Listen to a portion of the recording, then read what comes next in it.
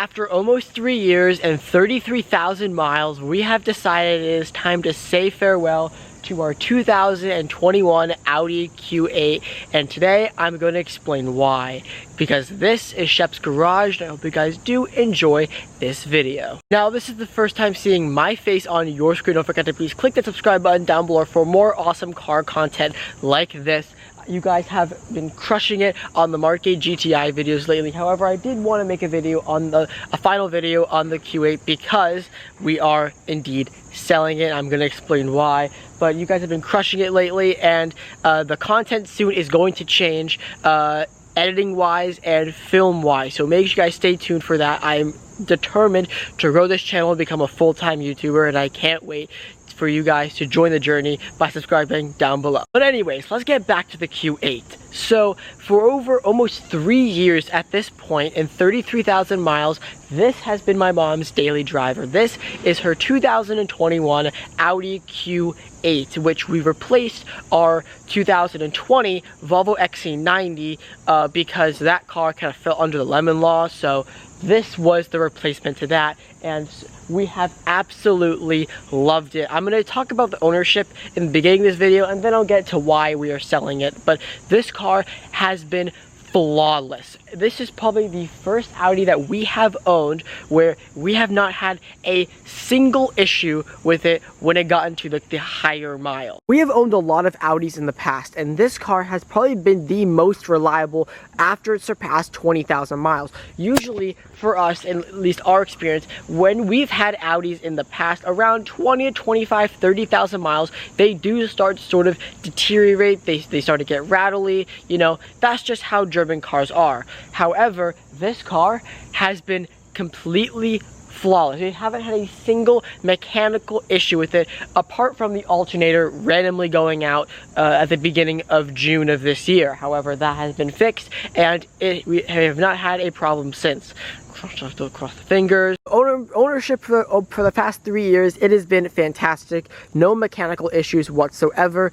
And what sold my mom on this Q8 was because that the Q8 is basically based on the Q7 platform. However, it looks better than a Q7, and you also do get a lot more rear legroom and minusing the two rear seats. So there's no third row in the Q8, which means that you have more legroom in the back, which kind of sold my mom on this after replacing her third XC90 after that car went under the lemon law.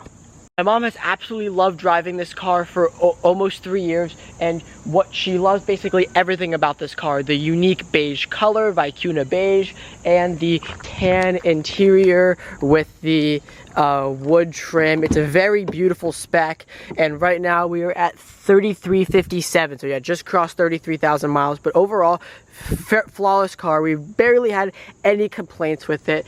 However, you may be saying, Shep, why are you selling it? I mean, why are you guys selling this car? Because it seems like you guys really like it.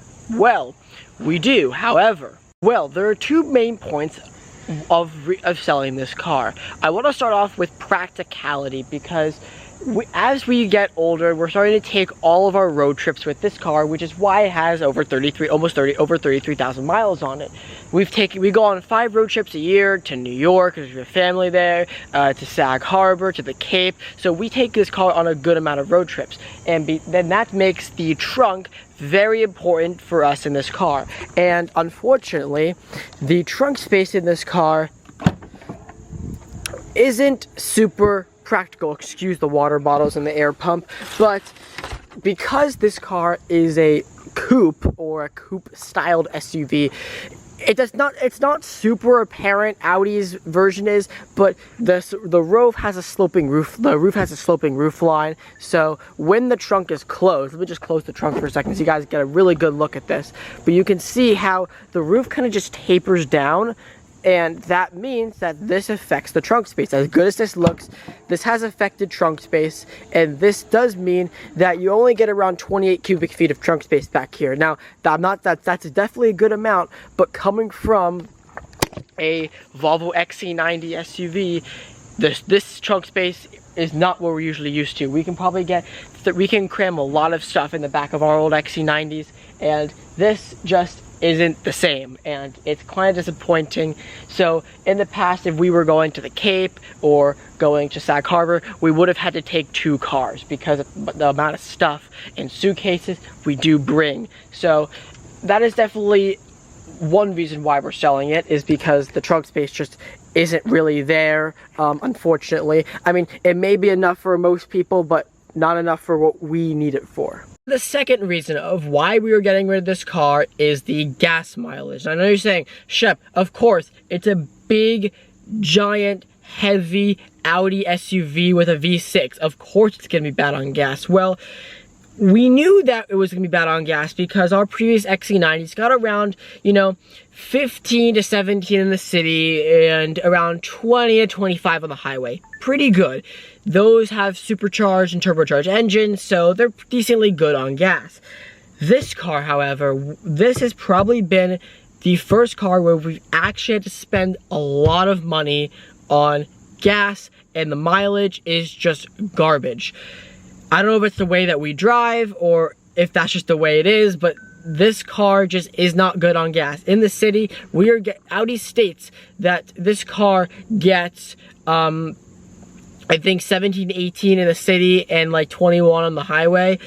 This car, for us, we get around anywhere from 12 to 15 in the city and around 15 to 18 on the highway. So if on a good day, maybe 20, but that causes this car to be a major gas guzzler, and we're spending like over $400 a month on gas for this car. And this is the first car ever as well that, we've spent over, from empty to full, it's $100 per tank for the gas prices right now. I know what you guys are thinking right now. This guy is probably ridiculous right now, but those are mainly the 2 reasons of why we're selling this car. I know what you guys are thinking right now. Of course it's gonna be bad on gas. Of course the trunk space is gonna be bad. However, we wouldn't really have known that because this was our first ever Audi SUV. Plus, this car, we've never really known that because we didn't really live with one before. So, yeah. You may be wondering, what are we replacing this car with? Now, well, I'll say this. I want to keep it sort of a surprise as of right now, but we are currently in the middle of the deal, and it should be getting wrapped up very soon. But I'll say this, that for the past 4 to 5 years, we've always had an electric car a part of the sort of fleet, I guess you can probably say. So if you can probably see where I'm going here, the replacement of this car will be electric, and it will be an SUV. So I'll leave it there. I don't want to spoil too much, but I don't think you guys will be disappointed with the replacement of this car.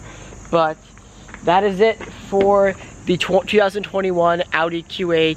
It has been a definite awesome car to own, but it is time to say farewell. So thank you for doing all of those road trips, Q8. You will definitely be missed, and this color will definitely be missed as well. So thank you guys so much for watching this video. If you did, smash that like button, comment down below any other videos you guys want to see, and what do you guys think the new car is, and I'll see you guys in the next one. Peace.